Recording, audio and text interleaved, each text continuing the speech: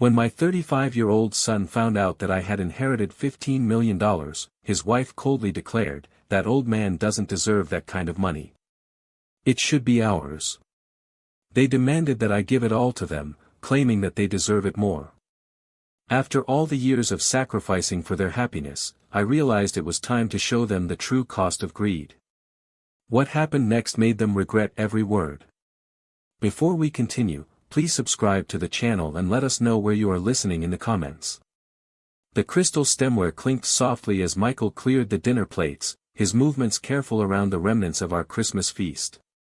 Turkey bones gleamed under the warm dining room light, and Ashley sat across from me. Her smile still painted on, but her eyes calculating something I couldn't quite read. "Dad, you really outdid yourself tonight," Michael said, balancing 3 plates in his hands. That's when it happened. His elbow caught the corner of my briefcase. The leather case tumbled from the side table, spilling its contents across the hardwood floor.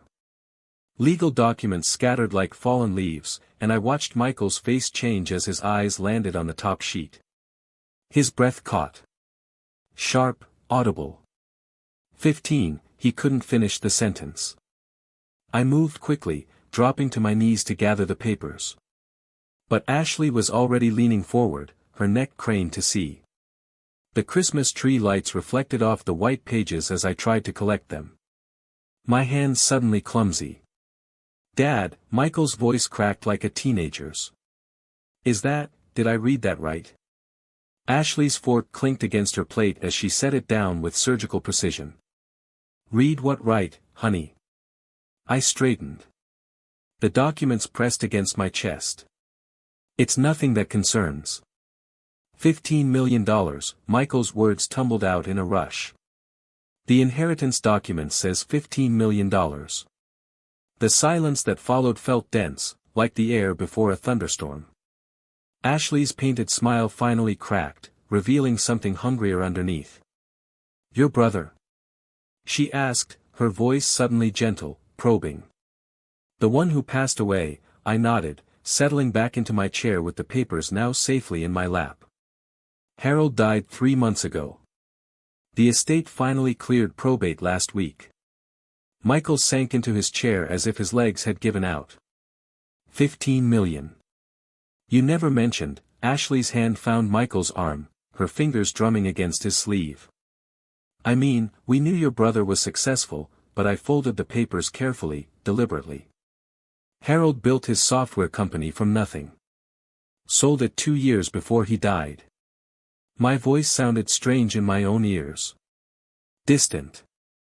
"He never married, no children. I was his only family."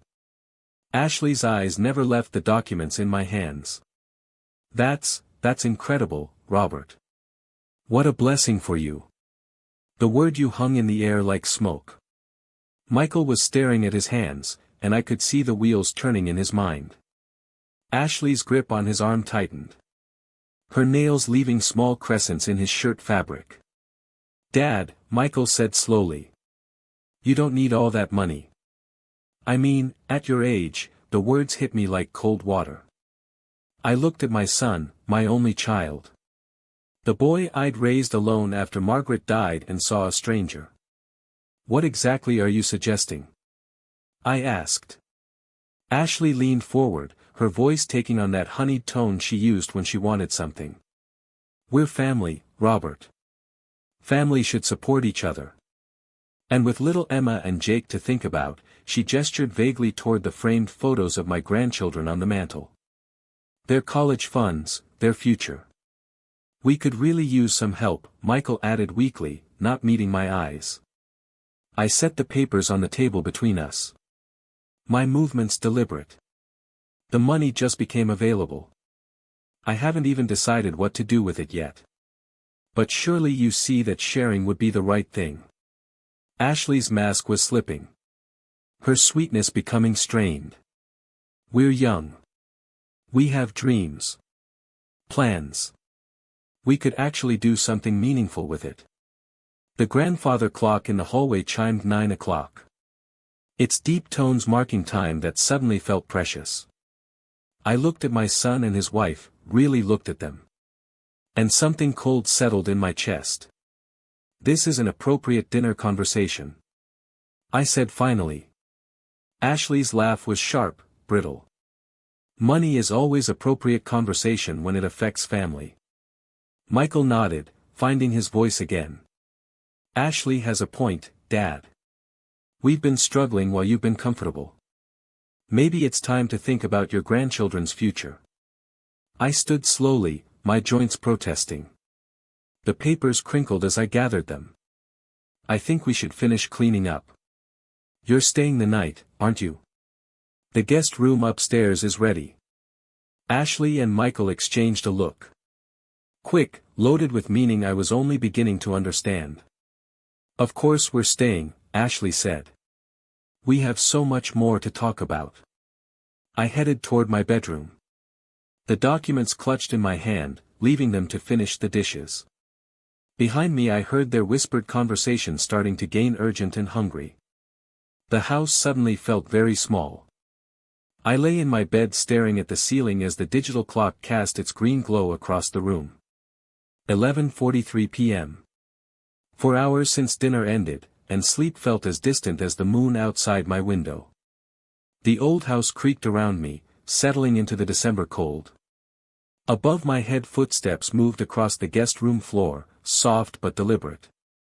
Then voices muffled through the thin ceiling that had never been properly insulated. I tried to ignore it at first.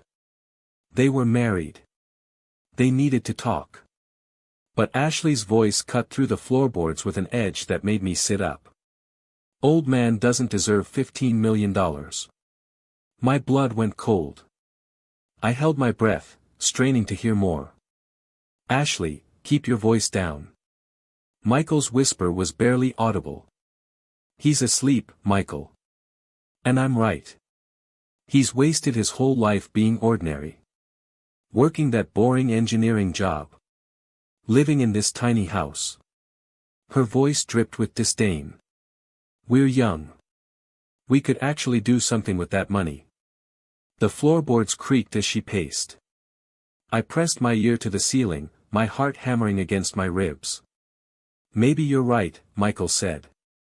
And those 4 words shattered something inside my chest. He has been pretty selfish with money lately. Remember when we asked for help with the car payments? He acted like we were asking for the world. Selfish. My son called me selfish. I gripped the sheet so hard my knuckles went white. Exactly. Ashley's voice grew stronger. More confident. We've struggled while he's been sitting comfortable. That inheritance should be shared. We deserve it more than he does. But how do we convince him? Michael asked. You saw how he reacted tonight. Leave that to me. Ashley's tone turned calculating. Men his age can be influenced, especially when they're lonely. And if gentle persuasion doesn't work, she paused and I heard her sit down on the bed above me. We have options. What kind of options? Legal ones. Think about it. He's getting older. Maybe not thinking as clearly. We could contest his mental state. Claim undue influence from Harold. There are precedents. My hands began to shake. Not from fear, but from a rage so pure it felt like ice in my veins. I don't know, Ashley. That seems extreme. $15 million, Michael. 15 million. That's extreme wealth for someone who'll probably be dead in 10 years anyway. The casual cruelty of it hit me like a physical blow. 10 years. That's all the life she figured I had left. And even that felt too long to her. We could pay off the house. Buy a new car. Take that trip to Europe we've always talked about. She continued, her voice dreamy now. Emma and Jake could go to private school. We could actually live. What if he says no again? Ashley's laugh was soft and dangerous. He won't. Trust me. I know how to handle men like your father. He's been alone too long. He's vulnerable. A little guilt about not being there for his grandchildren. Some tears about our financial struggles. He'll cave. Above me the bed spring squeaked as Michael joined her. You really think we deserve that money more than him? He asked. I know we do. What's he gonna do with it? Sit in this house and count it? We have our whole lives ahead of us. He's had his chance. The clock read 12:17 a.m. When their voices finally faded to whispers, then silence. I lay there until dawn broke through my curtains. Processing every word, every casual dismissal of my worth, every cold calculation of my death. By the time I heard them stirring above me around 7 a.m., something fundamental had changed inside me. The loving father who had sacrificed everything for his ungrateful son was gone. In his place sat someone much more dangerous, a man with nothing left to lose and $15 million to protect. I got up and made coffee, my movements precise and methodical. The kitchen filled with the rich aroma, and I sat at my small table, waiting for them to come downstairs. They thought they knew me. They thought I was weak. They were about to learn how wrong they were. Steam rose from my coffee cup in the early morning light, but I couldn't taste anything. The kitchen felt different somehow, smaller, like the walls had moved closer during the night. Above me I heard Ashley and Michael stirring, their voices low and conspiratorial. I closed my eyes and let myself remember. Margaret's hospital room 10 years ago, the machines beeping their steady rhythm while I held her cold hand. She was dying, and we both knew it, but Michael had only visited twice in 3 weeks. Take care of Michael. She'd whispered, her voice barely audible. But don't forget to live for yourself, Robert. I'd promised her I would. Another lie I'd told myself. When Margaret died, Michael had been too grief-stricken to help with funeral arrangements. I'd chosen the casket, written the obituary, organized the service. He'd shown up in a wrinkled suit, dry-eyed, and left immediately after the burial to process with Ashley. I'd grieved alone. Before that, college. 4 years of 80-hour weeks at the engineering firm, taking every overtime shift, every weekend project. $80,000 in student loans I'd co-signed, then paid myself when Michael couldn't find steady work after graduation. He'd graduated summa cum laude and thanked his professors, his girlfriend, his study group. He'd forgotten to mention me in his speech. I'd watched from the back row, proud and invisible. 5 years ago, the house. Michael and Ashley had been renting a cramped apartment, complaining constantly about noisy neighbors and thin walls. Ashley had dropped hints about home ownership like breadcrumbs, leading me exactly where she wanted me to go. If only we had help with a down payment, she'd sighed. The market is so competitive. I'd liquidated my retirement investment account. $150,000, my security, my future, handed over so they could have granite countertops and a 2-car garage. Ashley had said thank you once, then immediately started hinting about furniture money. I'd continued renting my 1-bedroom place while they hosted dinner parties in their spacious home. But the daily sacrifices hurt more than the big ones. $2,000 a month in emergency loans that were never repaid. Free babysitting every weekend while they went out to expensive restaurants I couldn't afford. Grocery shopping for their family during Michael's frequent unemployment spells. Car repairs, medical bills, vacation funds. I'd been an ATM with a heartbeat. Last month, Michael had complained that my house was too small for family gatherings. Ashley had rolled her eyes at my Christmas gifts. Practical things I'd saved for months to buy. Dad always gets such boring presents, she'd told her sister on the phone, not knowing I was listening from the kitchen. I opened my eyes and calculated in my head 35 years of sacrifice. College, the house, monthly support, emergencies, gifts, babysitting, groceries. Over $400,000. My entire savings, my retirement, my future, all given freely to a son who saw me as selfish. Margaret would be ashamed of what Michael had become. But she'd be more ashamed of me for enabling it. I'd created this monster by being too generous. By teaching Michael that love meant money, that family meant taking without giving back. Now they wanted my brother's inheritance too. $15 million they'd never earned, never deserved. The coffee had gone cold in my hands. Sunlight streamed through the kitchen window, illuminating the photo of Margaret on the counter. Her smile looked sad in the morning light. Disappointed.